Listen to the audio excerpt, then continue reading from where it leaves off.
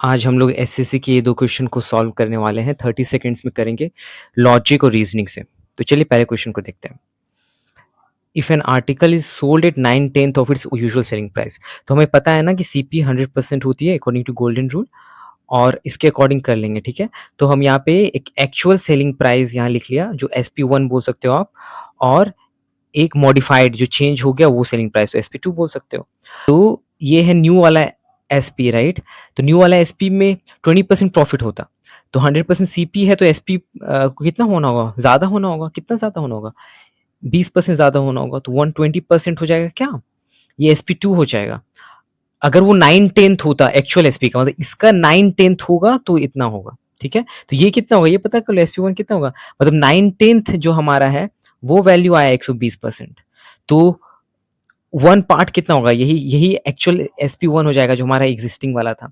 तो क्या हो जाएगा, यहाँ से मल्टीप्लाई कर दोगे, यूनिटरी मेथड, यहाँ 10 चला जाएगा, यहाँ 9 आ जाएगा, और ये 3 से यहाँ कट हो जाएगा, और यहाँ पे 40 हो जाएगा, तो 400/3, तो 400/3% हमारा एक्चुअल SP आ गया। तो हमें बताना है कि profit percent on its actual selling price, मतलब कि ये सीपी तो वही कांस्टेंट रहेगा, फिक्स रहेगा, और इस एसपी से कंपेयर करके प्रॉफिट परसेंट बताना है।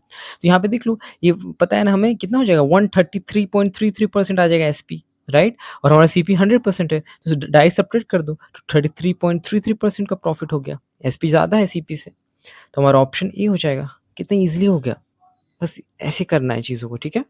चलिए अगले क्वेश्चन को देखते हैं। देखिए क्या बोल रहा है, a person buy some bananas at ₹Y पर डज़न, ठीक है। तो खरीदा है 12 बनानास, राइट। 12 बनानास खरीदा है कितने में, ₹Y। तो हम क्या कहेंगे ना, यहाँ पे हम लोग कर लेंगे कि ₹100 में लाया होगा, ठीक है। ये Y जो था ना, ये Y हमारा था, उसकी जगह हम लोग 100 यहाँ पे रखेंगे, क्योंकि हमें परसेंटेज में चीज़ें बतानी है, तो अब 100 आराम से इसको अज्यूम कर सकते हो। तो 12 बनाना का CP कितना हो गया, 100, and sales them at Y/4 पर बनाना, तो Y/4 पर बनाना में बेचा है SP, तो Y का वैल्यू वही है ना 100, तो 100/4 हो जाएगा, तो कितना हो जाएगा, ₹25 पर बनाना बेचा है। तो यहाँ पे कोई कंफ्यूज क्या हो जाएगा कि CP 100 है और SP बस 25 है, तो लॉस कर देंगे लोग 75 का और गलत निकालेंगे, ऐसे मिस्टेक हो सकती है। तो यहाँ पे क्या ऑब्जर्व करना है कि 12 बनाना उसने खरीदा था ना, हुँ? और यहाँ पे सिर्फ़ 1 बनाना का सेल प्राइस है, तो हमें क्वांटिटी दोनों साइड सेम रखनी होती है, तभी आप डिसाइड कर सकते हो कि प्रॉफिट हुआ कि लॉस हुआ, यही इम्पोर्टेंट चीज़ है दोनों साइड। तो यहाँ तो 12 बनाना है, यहाँ पे 1 ही बनाना है, तो या फिर इसको 1 बनाना में कन्वर्ट कर दो, या फिर इसको 12 बनाना कर दो एसपी को, तो ये आसान होगा ना, डिवाइड से अच्छा गुना कर दो, राइट? तो 1 बनाना का एसपी ₹25 है, तो 12 बनाना को कितने में बेचा होगा? 25 से इसको गुना कर दो, तो 25 को 12 से गुना कर दोगे तो रुपीज़ 300 हो जाएँगे। तो 300 में बेचा है। 100 रुपए में 12 बनाना खरीदा और 300 रुपए में 12 बनाना को बेचा। तो अब कंपैरिज़न बनता है प्रॉफिट और लॉस का रुपए के टर्म में। तो सीपी कम है, एसपी ज़्यादा है, राइट? एसपी हमारा 300 है, तो प्रॉफिट कितना हो गया, ₹200 का। ₹200 का प्रॉफिट हो गया, और प्रॉफिट किस पे होता है, सीपी पे, मतलब ₹100 पे। इसको कट कर दोगे तो 2 आ जाएगा, और परसेंट में बताना है, राइट? तो 100% से मल्टीप्लाई, तो 200%, तो हमारा ऑप्शन ए हो जाएगा।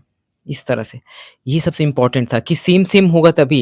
अगर 3 बनाना खरीदा है और 5 बनाना बेच रहा है, और ये दोनों में अगर ये ₹100 है, ₹120, तो आप ऐसे नहीं बोल सकते हो कि ₹20 का फ़ायदा होगा। क्यों? क्योंकि ये 3 बनाना आपने खरीदा है और बेच रहे हो 5, तो ये इक्वल होगा तभी तो आप जज कर पाओगे ना कि क्या इक्वल क्वांटिटी पे, तो आप जज कर पाओगे कि कम में खरीदा था कि ज़्यादा में बेचा था, कि ज़्यादा में खरीदा था, कम में बेचा था। इक्वल क्वांटिटी होनी चाहिए, तो यही इम्पोर्टेंट सीख थी इस क्वेश्चन से। So thanks for watching and have a nice day.